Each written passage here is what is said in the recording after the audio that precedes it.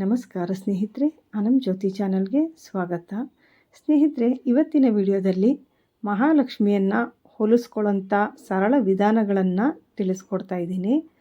ಲಕ್ಷ್ಮಿ ಅಂತ ಹೇಳಿದ್ರೆ ಕೇವಲ ಹಣವನ್ನು ನೀಡೋಂಥ ದೇವಿ ಅಲ್ಲ. ಯಾಕೆಂದರೆ ನಾವು ಅಂದ್ಕೊಳ್ತೀವಿ ಹಣ ಬೇಕು, ಐಶ್ವರ್ಯ ಬೇಕು ಅಂದರೆ ಮಾತ್ರ ಲಕ್ಷ್ಮಿಯನ್ನು ಪೂಜೆ ಮಾಡಬೇಕು ಅಂತ. ಇದು ತಪ್ಪು. ಯಾಕೆಂದರೆ ಈ ಅಷ್ಟಲಕ್ಷ್ಮಿಯರಲ್ಲಿ ಒಬ್ಬಳು ಧನಲಕ್ಷ್ಮಿ. ನಾವು ಧನ ಹಾಗೂ ಸಂಪತ್ತಿಗಾಗಿ ಮಾತ್ರ ಧನಲಕ್ಷ್ಮಿಯನ್ನು ಪೂಜೆಯನ್ನು ಮಾಡ್ತೀವಿ. ಅದೇ ರೀತಿ ಮಹಾಲಕ್ಷ್ಮಿ ನಮ್ಮ ಮನೆಗೆ ಸಮೃದ್ಧಿ, ಐಶ್ವರ್ಯ, ಆರೋಗ್ಯ, ಸುಖ, ಶಾಂತಿ, ನೆಮ್ಮದಿ ಇದೆಲ್ಲವೂ ಕೂಡ ಲಕ್ಷ್ಮಿ ಸ್ವರೂಪನೇ. ಲಕ್ಷ್ಮಿ ಅನುಗ್ರಹ ಇದ್ರೇ ಇವೆಲ್ಲವೂ ಕೂಡ ನಮ್ಮ ಮನೆಯಲ್ಲಿ ಇರೋವಂಥದ್ದು.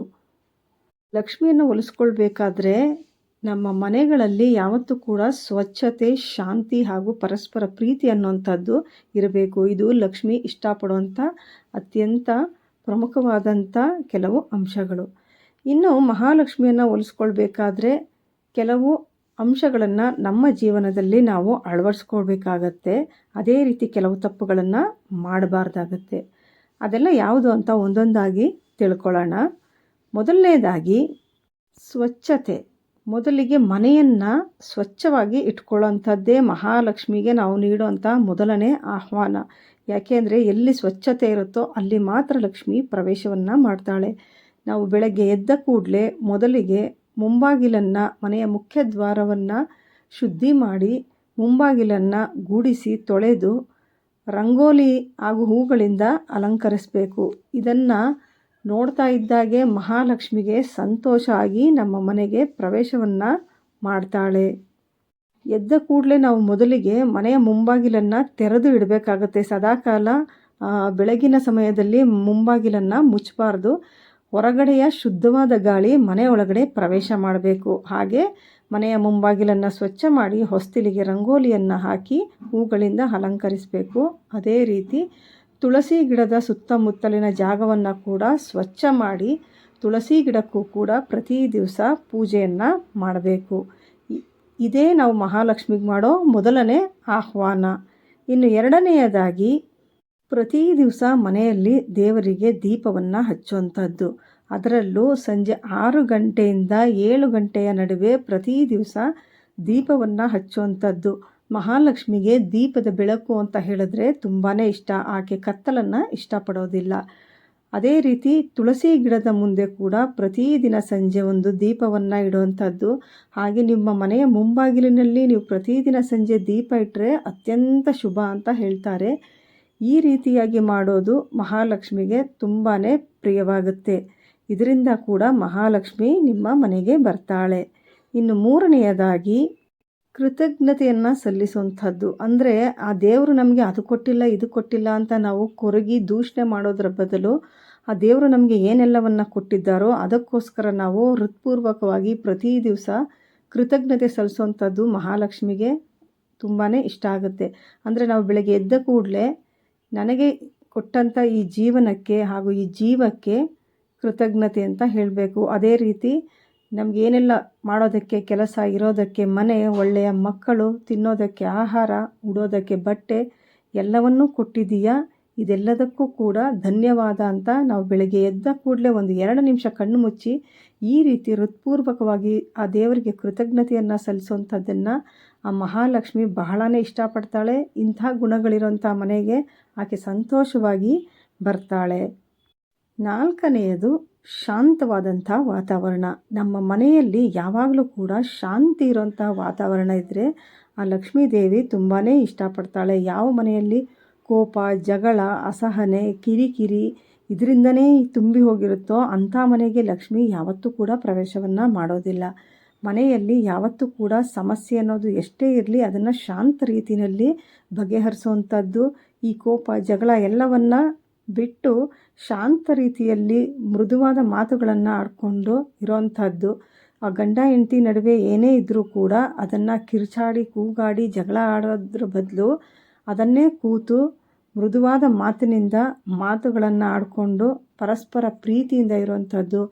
ಮಕ್ಕಳನ್ನು ಏನೇ ಒಂದು ಮಾಡಿದಾಗಲೂ ಅವರನ್ನು ಹೊಗಳುವಂಥದ್ದು, ಹೊಡೆಯೋದು ಬಡಿಯೋದು ಕಡಿಮೆ ಮಾಡಿ ಪರಸ್ಪರ ಪ್ರೀತಿ ಹಾಗೂ ಪರಸ್ಪರ ಒಬ್ರಿಗೊಬ್ಬರು ಗೌರವಗಳನ್ನು ಕೊಡುವಂಥದ್ದು. ಸಂತೋಷದಿಂದ ನಮ್ಮಲ್ಲಿ ಏನಿದೆಯೋ ಅದರಲ್ಲಿ ತೃಪ್ತಿ ಪಟ್ಟುಕೊಂಡು ಸಂತೋಷದ ವಾತಾವರಣವನ್ನು ಯಾವ ಮನೆಯಲ್ಲಿ ಹೊಂದಿರ್ತಾರೋ ಆ ಮನೆಗೆ ಲಕ್ಷ್ಮೀದೇವಿ ಪ್ರವೇಶ ಮಾಡ್ತಾಳೆ. ಇಂಥ ಒಂದು ಶಾಂತಿಯ ವಾತಾವರಣವನ್ನು ಲಕ್ಷ್ಮೀದೇವಿ ತುಂಬಾ ಇಷ್ಟಪಡ್ತಾಳೆ. ಆದ್ದರಿಂದ ಆದಷ್ಟು ಪ್ರತಿಯೊಬ್ಬರ ಮನೆಯಲ್ಲೂ ಶಾಂತಿಯನ್ನು ಕಾಪಾಡಿಕೊಂಡ್ರೆ ಆ ಲಕ್ಷ್ಮಿ ತಾನಾಗೇ ಬರ್ತಾಳೆ.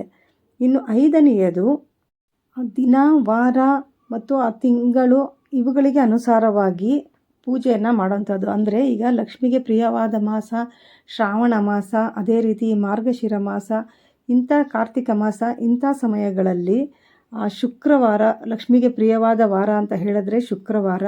ಇಂಥ ದಿನಗಳಲ್ಲಿ ವಿಶೇಷವಾಗಿ ಮಹಾಲಕ್ಷ್ಮಿಗೆ ಕೆಂಪು ಹೂಗಳಿಂದ ಅಥವಾ ಸುವಾಸನೆಯುಕ್ತ ಹೂಗಳಿಂದ ಅಲಂಕರಿಸಿ, ಹಾಗೆ ಸಕ್ಕರೆ ಹಾಲಿನಿಂದ ಮಾಡಿದ ಯಾವುದಾದ್ರೂ ನೈವೇದ್ಯವನ್ನು ಇಟ್ಟು ತುಪ್ಪದ ದೀಪವನ್ನು ಹಚ್ಚಿ ಮಹಾಲಕ್ಷ್ಮಿಗೆ ಶುದ್ಧವಾದ ಮನಸ್ಸಿನಿಂದ ಮನೆಯನ್ನೆಲ್ಲ ಸ್ವಚ್ಛಗೊಳಿಸಿ ಆ ದಿವಸ ಮಹಾಲಕ್ಷ್ಮಿಯ ಸ್ಮರಣೆಯನ್ನು ಮಾಡಿ ಪೂಜೆಯನ್ನು ಮಾಡೋದು ಕೂಡ ಮಹಾಲಕ್ಷ್ಮಿ ಬಹಳನೇ ಇಷ್ಟಪಡ್ತಾಳೆ.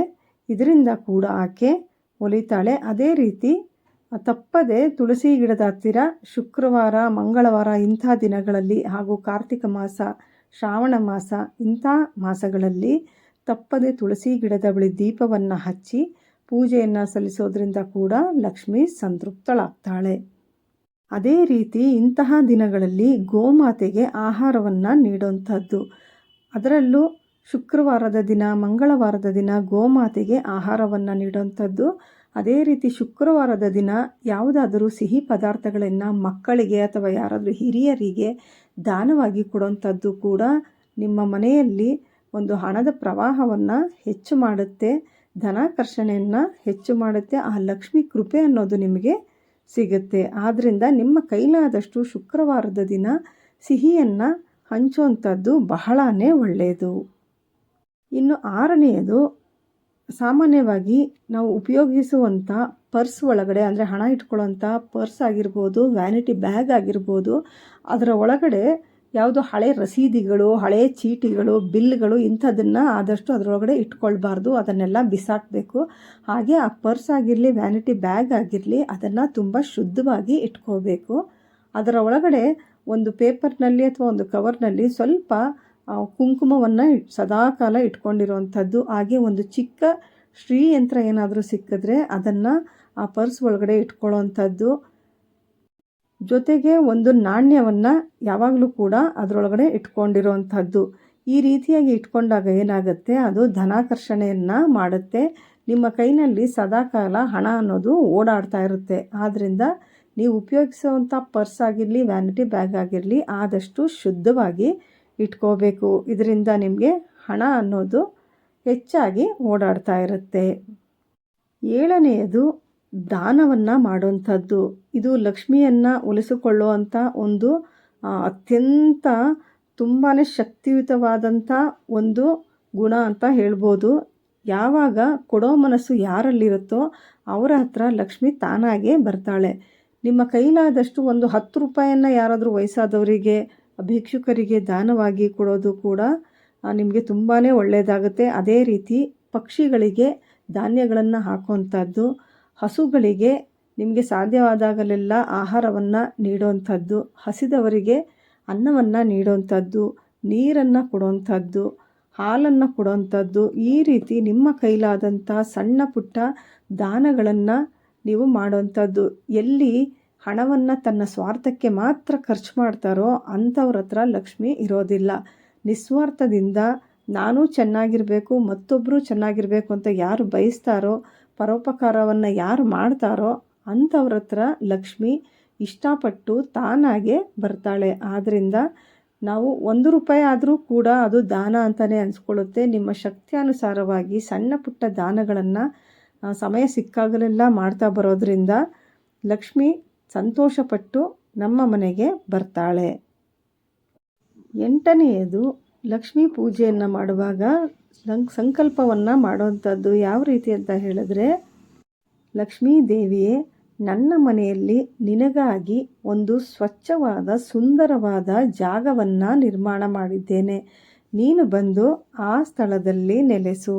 ಅಂತ ಮಹಾಲಕ್ಷ್ಮಿಗೆ ಆಹ್ವಾನವನ್ನು ಕೊಟ್ಟು ಪೂಜೆಯನ್ನು ಮಾಡುವಂಥದ್ದು. ಅದೇ ರೀತಿ ನನ್ನ ಮನೆ ಹಾಗೂ ನನ್ನ ಮನಸ್ಸಿನಲ್ಲಿ ಸದಾ ನೆಲೆಸು ಅಂತ ಸಂಕಲ್ಪವನ್ನು ಲಕ್ಷ್ಮೀ ಪೂಜೆಯನ್ನು ಮಾಡುವಾಗ ಪ್ರತಿ ದಿವಸ ಮಾಡುವಂಥದ್ದು. ಇದರ ಜೊತೆಗೆ ಪ್ರತಿ ದಿವಸ ಮಹಾಲಕ್ಷ್ಮಿಯ ಸರಳ ಮಂತ್ರಗಳನ್ನು 11 ಬಾರಿ ಅಥವಾ 21 ಬಾರಿ ಅಥವಾ 108 ಬಾರಿ ನಿಮಗೆ ಸಮಯದ ಅನುಸಾರವಾಗಿ ನೀವು ಮಂತ್ರವನ್ನು ಹೇಳುವಂಥದ್ದು. ಅದರಲ್ಲೂ ಕೆಲವು ಲಕ್ಷ್ಮಿಯ ಬೀಜ ಮಂತ್ರಗಳು ಓಂ ಶ್ರೀಂ ಮಹಾಲಕ್ಷ್ಮಿಯೈ ನಮಃ, ಅದೇ ರೀತಿ ಶ್ರೀಂ ಶ್ರೀಂ ಶ್ರೀಂ, ಈ ರೀತಿಯಾದ ಅತ್ಯಂತ ಸರಳವಾದ ಕೆಲವು ಬೀಜ ಮಂತ್ರಗಳಿರುತ್ತೆ. ಅವುಗಳನ್ನು ನಿಮಗೆ ಎಷ್ಟು ಬಾರಿ ಆಗುತ್ತೋ ಅಷ್ಟು ಬಾರಿ ಪ್ರತಿ ದಿವಸ ಪೂಜೆ ಮಾಡುವಾಗ ಹೇಳೋಂಥದ್ದು ಕೂಡ ಲಕ್ಷ್ಮಿಯನ್ನು ಒಲಿಸ್ಕೊಳ್ಬೋದು. ಲಕ್ಷ್ಮಿಯನ್ನು ಒಲಿಸ್ಕೊಳ್ಳೋದಕ್ಕೆ ದೊಡ್ಡ ದೊಡ್ಡ ಯಜ್ಞಗಳು, ದೊಡ್ಡ ದೊಡ್ಡ ಹೋಮ ಹವನಗಳು, ಪೂಜೆಗಳು ಮಾಡೇ ಒಲಿಸ್ಕೊಳ್ಬೇಕು ಅಂತ ಇಲ್ಲ. ನಮ್ಮ ಜೀವನದಲ್ಲಿ ಆ ಮಹಾಲಕ್ಷ್ಮಿಗೆ ಬೇಕಾಗಿರುವಂಥದ್ದು ಸ್ವಚ್ಛತೆ ಇರುವಂಥ ಜಾಗ, ಶುದ್ಧವಾದ ಮನಸ್ಸು, ಶಾಂತಿ, ಕೃತಜ್ಞತೆ ಹಾಗೆ ದಾನ. ಈ 5 ಗುಣಗಳನ್ನು ಅಳವಡಿಸ್ಕೊಂಡ್ರೆ ಮಹಾಲಕ್ಷ್ಮಿ ತಾನಾಗೆ ಒಲಿತಾಳೆ. ನಮ್ಮ ಜೀವನದಲ್ಲಿ ಬರೀ ಲಕ್ಷ್ಮಿಯನ್ನು ಪೂಜೆ ಮಾಡಿ ಒಲಿಸ್ಕೊಳ್ಳೋಂಥದ್ದಲ್ಲ, ನಮ್ಮ ಗುಣಗಳಲ್ಲಿ ಲಕ್ಷ್ಮಿಗೆ ಪ್ರಿಯವಾದಂಥ ಗುಣಗಳನ್ನು ನಮ್ಮ ಜೀವನದಲ್ಲಿ ಅಳವಡಿಸ್ಕೊಂಡಾಗ ಲಕ್ಷ್ಮಿ ತಾನಾಗೆ ಒಲಿತಾಳೆ. ಕೇವಲ ಪೂಜೆಗೆ ಲಕ್ಷ್ಮಿ ಒಲಿಯೋದಿಲ್ಲ ಅನ್ನೋದನ್ನು ಪ್ರತಿಯೊಬ್ಬರು ಕೂಡ ಅರ್ಥ ಮಾಡ್ಕೋಬೇಕು. ಈ ರೀತಿಯಾಗಿ ನಾವು ಕೂಡ ನಮ್ಮ ಜೀವನದಲ್ಲಿ ಮಹಾಲಕ್ಷ್ಮಿಗೆ ಪ್ರಿಯವಾದಂಥ ಗುಣಗಳನ್ನು ಅಳವಡಿಸ್ಕೊಂಡು ಮಹಾಲಕ್ಷ್ಮಿಯನ್ನು ಒಲಿಸ್ಕೊಳ್ಬಹುದು. ನೋಡಿದ್ರಲ್ಲ ಸ್ನೇಹಿತರೆ, ಲಕ್ಷ್ಮಿಯನ್ನು ಒಲಿಸ್ಕೊಳ್ಳೋದು ಹೇಗೆ ಅಂತ ಸರಳವಾಗಿ ತಿಳಿಸ್ಕೊಟ್ಟಿದ್ದೀನಿ. ಇವತ್ತಿನ ಈ ವಿಡಿಯೋ ನಿಮಗೆ ಇಷ್ಟ ಆಗಿದ್ದರೆ ಲೈಕ್ ಮಾಡಿ, ನಿಮ್ಮ ಸ್ನೇಹಿತರಿಗೂ ಕೂಡ ಶೇರ್ ಮಾಡಿ. ಸಬ್ಸ್ಕ್ರೈಬ್ ಮಾಡದೆ ನೋಡ್ತಾ ಇದ್ದರೆ ಈಗಲೇ ಸಬ್ಸ್ಕ್ರೈಬ್ ಮಾಡಿ, ಪಕ್ಕದಲ್ಲಿರೋ ಬೆಲ್ ಐಕಾನ್ ಒತ್ತಿ. ನಿಮ್ಮ ಅನಿಸಿಕೆಗಳನ್ನು ತಪ್ಪದೇ ಕಮೆಂಟ್ ಮಾಡಿ ತಿಳಿಸಿ. ಮತ್ತೊಂದು ಹೊಸ ವಿಡಿಯೋ ಜೊತೆ ಮತ್ತೆ ಭೇಟಿ ಮಾಡೋಣ. ಅಲ್ಲಿವರೆಗೂ ನಮಸ್ಕಾರ. ಸರ್ವೇ ಜನ ಸುಖಿನೋ ಭವಂತು.